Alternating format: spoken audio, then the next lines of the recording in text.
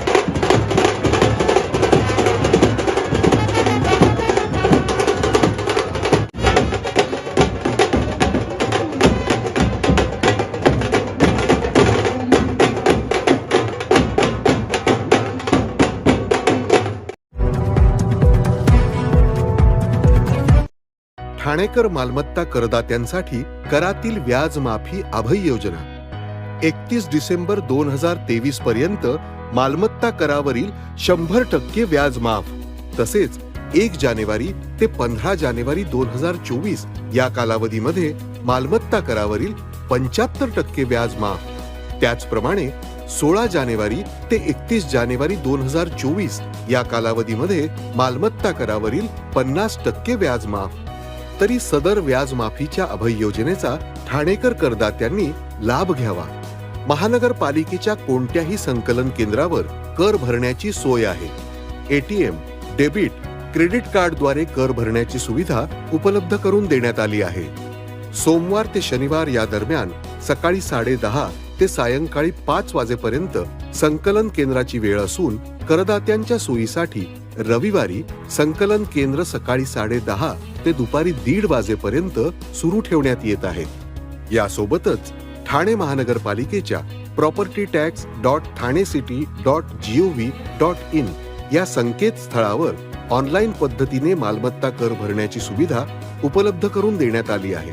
तसेच गुगल पे, फोन पे, पेटीएम आणि भीम ॲपद्वारे आपला कर सुलभतेने जमा करू शकता। ठाणे महापालिका क्षेत्रातील सर्व करदात्यांना विनंती आहे की आपण या व्याज माफी अभय योजनेचा जरूर लाभ घ्या आणि आपला मालमत्ता कर लवकरात लवकर महापालिकेमध्ये जमा करून महापालिकेस सहकार्य करा। धन्यवाद।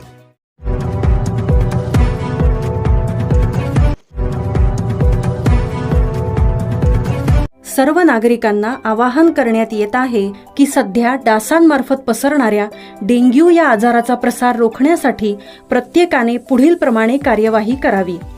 डेंग्यू आजार एडिस इजिप्ती हा डास चावल्याने होतो। या डासांची पैदास साचलेल्या किंवा साचवलेल्या स्वच्छ पाण्यामध्ये होते। 8 दिवसांपेक्षा जास्त दिवस पाणी उघडे व साचून राहिल्यास त्यात डास अंडी घालतात।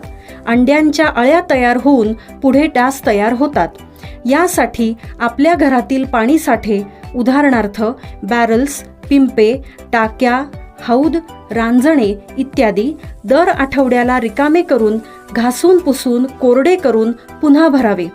1 दिवस कोरडा दिवस म्हणून पाळावा। पाणी साठ्यांना घट्ट झाकणे बसवावीत किंवा जुनी साडी, चादर, धोतर यांनी बांधून झाकून ठेवावीत, म्हणजे डास त्यात जाऊन अंडी घालणार नाहीत। घराच्या गच्चीवर, आजूबाजूला, अंगणात कोठेही पाणी साचू देऊ नये।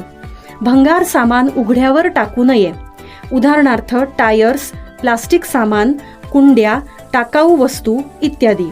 अशा सामानात पावसाचे पाणी साठून त्यात डेंग्यूच्या डासांची पैदास होते। घरातील कूलर्स, फ्रीजच्या पाठीमागील ट्रे हे देखील वेळोवेळी कोरडे करावेत। लक्षात ठेवा, नुसत्या फवारणीने डास घनता कमी होत नाही, तर त्यासाठी डास पैदास ठिकाणे नष्ट करणे ही आपल्या सर्वांची जबाबदारी आहे. कोणताही ताप अंगावर न काढता जवळच्या शासकीय रुग्णालयात मोफत औषधोपचार घ्या. अशा प्रकारे नागरिकांनी सहकार्य केल्यास डेंग्यूचा प्रसार रोखणे सहज शक्य आहे.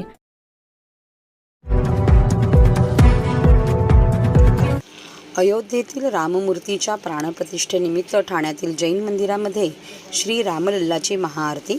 प्राणप्रतिष्ठा सोहळा अयोध्येत मोठ्या उत्साहात पार पडला. या सोहळ्यानिमित्त देशात आनंदाचे वातावरण निर्माण झाले होते. ठाण्यात देखील श्रीरामाच्या प्राणप्रतिष्ठेचे औचित्य साधून ठिकठिकाणी विविध कार्यक्रमांचे आयोजन करण्यात आले होते. ठाण्यात जैन मंदिर ट्रस्टतर्फे रामनामाचा गजरात जल्लोष साजरा करण्यात आला. यावेळी जैन मंदिर ट्रस्टचे पदाधिकारी व कार्यकर्ते यांच्यासह असंख्य नागरिकांच्या उपस्थितीत महाआरती करण्यात आली. यावेळी ट्रस्ट मंडळ जैन मंदिराचे अध्यक्ष उत्तम सोळंकी, ट्रस्टी गुणवंत जैन, ट्रस्टी संपत चोपडा, माजी नगरसेवक सुधीर कोकाटे, विभाग प्रमुख कमलेश चव्हाण, सदस्य हेमंत परमार, नरेंद्र जैन, विनोद भंडारी इत्यादी मान्यवर उपस्थित होते. अयोध्ये श्रीरामाच्या प्राणप्रतिष्ठा स्थापना दिनानिमित्त प्रधानमंत्री नरेंद्र मोदी यांनी 409 वर्षानंतर ही प्राणप्रतिष्ठापना करून सर्व भारतीयांचे स्वप्न साकार केले आहे. तसेच संपूर्ण भारत देशात नागरिकांनी महाआरती, दीपोत्सव कार्यक्रम आयोजित करत आपला आनंद व्यक्त केला आहे. तसेच आमच्या जैन समाज आणि मित्रमंडळांतर्फे महाआरती करून जल्लोष साजरा करण्यात आला आहे. तसेच महाराष्ट्राचे मुख्यमंत्री एकनाथ शिंदे यांनी देखील येथे पुष्पहार अर्पण करून अभिवादन केले आहे. दरम्यान आमचं स्वप्न कोणीही पूर्ण केले नाही, पण या सरकारमुळे ते साकार झाले आहे, असे जैन मंदिर अध्यक्ष उत्तम सोलंकी यावेळी म्हणाले. तुझ कर्पूर गौरा जय देव दुर्गे दुर्गटवारी तुझ विण संसारी अनाथ नाथे अंबे करुणा विस्तारी. राम राम राम हरे हरे हरे हरे कृष्ण कृष्ण कृष्ण हरे हरे हरे राम राम राम हरे हरे हरे हरे कृष्ण कृष्ण कृष्ण हरे. आज आपल्या भारतामध्ये अयोध्यामध्ये जी रामाची प्राण प्रतिष्ठा झाली, त्या निमित्ताने माननीय प्रधानमंत्री नरेंद्र मोदी साहेबांनी त्या हस्ते जी प्राणप्रतिष्ठा केली, ती प्राणप्रतिष्ठा आज करीबन आपल्या 490 वर्षाचे स्वप्न साकार केलेलं आहे. आणि त्या सकाळाचा सर्व भारतामध्ये सगळे समाजाने आपल्या वतीने जे काही कार्यक्रम केलेले आहेत, कोणी महासभा आरती केलेली आहे, कोणी मिरवणूक काढलेली आहे आणि सगळ्यांनी आपला आनंद व्यक्त केलेला आहे. आणि आज आम्ही ठाण्यामध्ये जैन बांधवाने आणि आमच्या टेबी नगर मित्रमंडळाने सहकार्य करून आणि आज आपले महाराष्ट्राचे मुख्यमंत्री एकनाथ शिंदे साहेबांनी सुद्धा इकडे येऊन त्यांनी पुष्पहार अर्पण केला व आरती केली. त्याबद्दल आम्ही त्यांचे आभार मानतो. आणि आपलं जे स्वप्न होतं, जे 490 वर्षापूर्वी कोणी पूर्ण केलेलं नाही, ते स्वप्न या सरकारने पूर्ण केलेलं आहे. त्यांना मी हार्दिक शुभेच्छा देत आहे. हे आता म्हणजे 500 वर्षाचे जे आपल्याला केस अडकलेले होते ते आता आपलं हे मुक्त झाले. आज आपले देव रामलल्ला आज आपल्या घरात बसले. म्हणजे आपल्या देशातच आपले देव म्हणजे 500 वर्ष जातो त्यांना बसवण्यासाठी.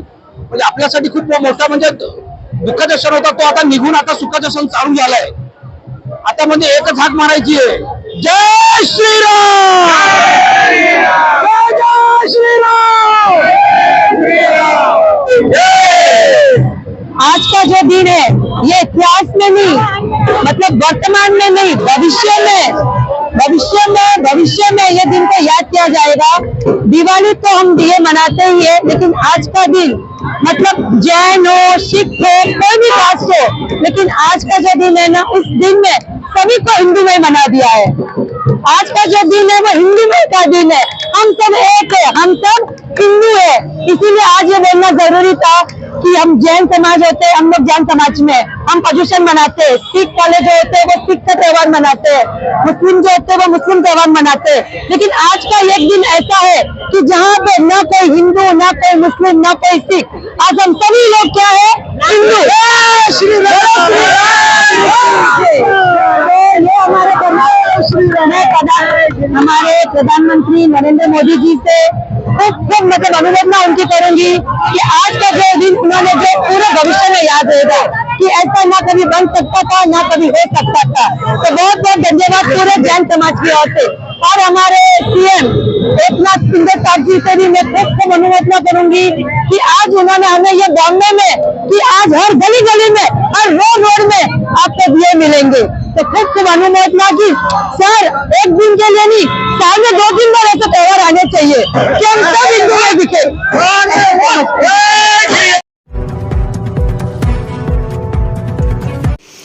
27 जानेवारीला ठाण्यात गडकरी रंगायतन येथे 30वे राष्ट्रीय कवी संमेलन राष्ट्रभाषा हिंदीच्या संवर्धनासाठी आणि देशवासियांमध्ये राष्ट्रभाषेचा प्रबोधन करण्यासाठी कार्यरत असलेल्या हिंदी भाषी एकता परिषद या अग्रगण्य संस्थेतर्फे 27 जानेवारी 2024 रोजी संध्याकाळी 7:30 वाजता गडकरी रंगायतनी येथे 30वे राष्ट्रीय कवी संमेलन आयोजित करण्यात आले आहे।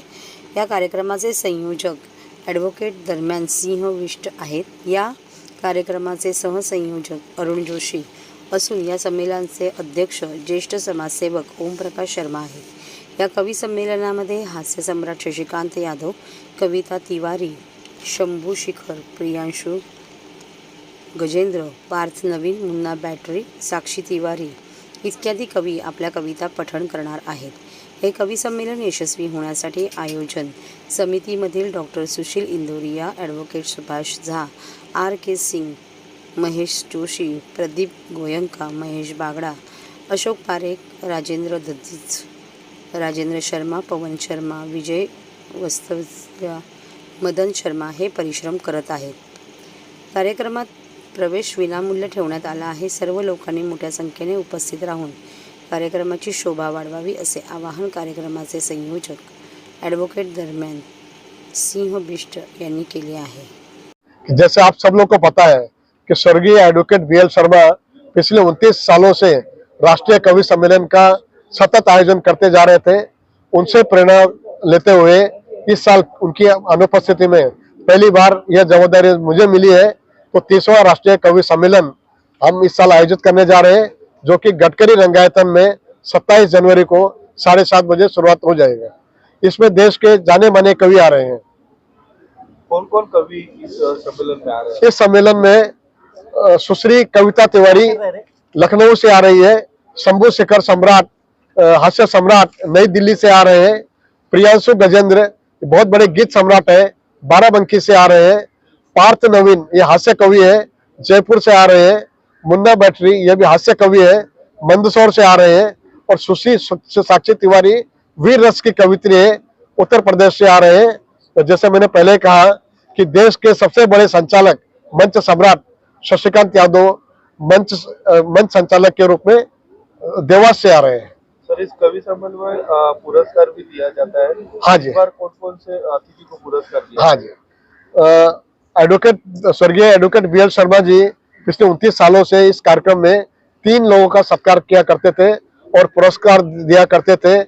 पहला पुरस्कार इस वर्ष डॉक्टर हरिवंश राय बच्चन साहित्यकार पुरस्कार यह श्री हरि मृदुल जी को दिया जा रहा है, और महाराणा प्रताप शौर्य पुरस्कार शहीद नायक सुधाकर नामदेव भट्ट जी को दिया जा रहा है, और छत्रपति शिवाजी महाराज गौरव पुरस्कार श्री चिन्मय मांडलेकर जी को दिया जा रहा है। सर, इस कार्यक्रम में प्रमुख अतिथि कौन कौन आते हैं? इसमें प्रमुख अतिथि जी माननीय श्री विवेक फणसलकर पुलिस आयुक्त मुंबई, श्री आशुतोष डुमरे IPS पुलिस आयुक्त ठाणे है, ये विशेष अतिथि है, और सम्माननीय अतिथि के तौर पर श्री दत्तात्रेय कराले साहब सहायक पुलिस आयुक्त ठाणे, संजय श्रीपतराव काटकर आयुक्त मेरा भाईंदर मनपा, और अमिताभ बच्चन के छोटे भाई श्री संजय जादव IPS अपर पुलिस आयुक्त ठाणे शहर, एडवोकेट सुदीप पासबोला सदस्य bar council of Maharashtra end Goa, वरिष्ठ समाजसेवी, और इस कवि सम्मेलन के अध्यक्ष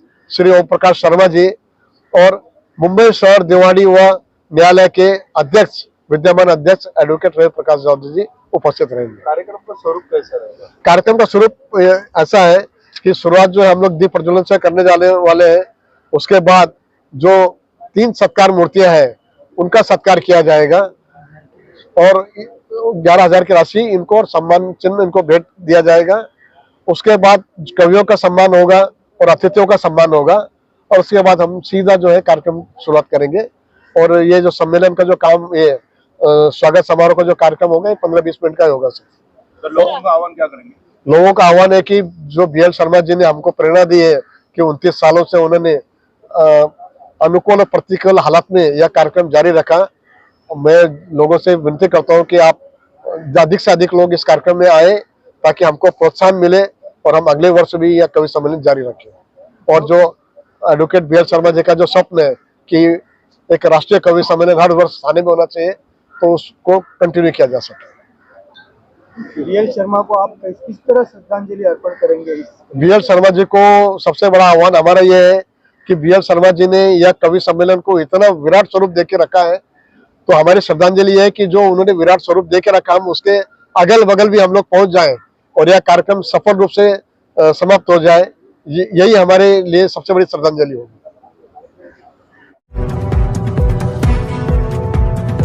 मुख्यमंत्री एकनाथ शिंदे यांच्या पत्नी लता शिंदे यांनी किसन नगरमध्ये केली महाआरती। अयोध्येमध्ये राम मंदिर प्राणप्रतिष्ठापना झाल्यानंतर संपूर्ण देशात दीपोत्सव व महाआरती याचे आयोजन करण्यात आले होते। त्यानिमित्त भारतीयांनी दिवाळी साजरी केली आहे। विविध विभागांमध्ये मोठ्या प्रमाणात आनंद उत्सव देखील साजरा करण्यात आला। त्याचबरोबर ठाण्यातील किसन नगर या भागामध्ये महाराष्ट्र राज्याचे मुख्यमंत्री एकनाथ शिंदे यांच्या पत्नी लता एकनाथ शिंदे यांच्या माध्यमातून महाआरतीचा आयोजन करण्यात आले होते। या महाआरतीमध्ये स्वतः मुख्यमंत्री एकनाथ शिंदे यांच्या पत्नी लता शिंदे यांनी आरती केली। त्याचबरोबर माजी नगरसेवक आणि एकनाथ शिंदे यांचे छोटे बंधू प्रकाश शिंदे यांची पत्नी, विभाग प्रमुख बबन मोरे, त्याचबरोबर शिवसैनिक विभाग प्रमुख, गटप्रमुख, महिला पदाधिकारी आदी या बहुसंख्येने उपस्थित होत्या।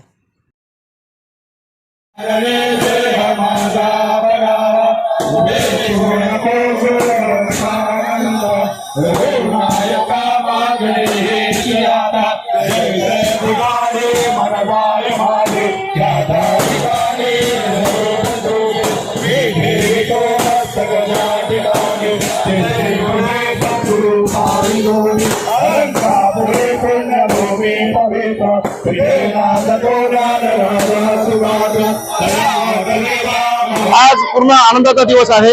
आज रामाचा जन्म झालेला सारखं वाटतोय। आज अयोध्येमध्ये राम मंदिर स्थापन झालेलं आहे। आज महाराष्ट्रामध्ये नरेंद्र मोदी साहेबांच्या नेतृत्वाखाली आज अयोध्यामध्ये मंदिर ओपन झालेलं आहे।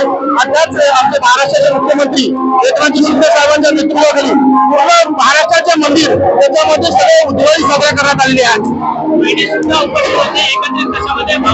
आज आमचा किसननगर बरोबर बालेक किल्ला साहेबांच्या नेतृत्वाखाली आज महाराष्ट्र जय जयकार करतो। आज वहिनीच्या हस्ते त्यांची पूजा करत होतो। आम्हाला पूर्ण आनंद आहे। किसननगर आमच्या इथे सगळे हिंदू मुस्लिम शीख एकच आहेत आणि एक परिवार सारखे राहतो आणि त्या हिशोबाने आज ही महाआरती झालेली आहे आणि सगळे एकत्र करून महाआरती आम्ही केलेली आहे। जय जय श्रीराम, जय जय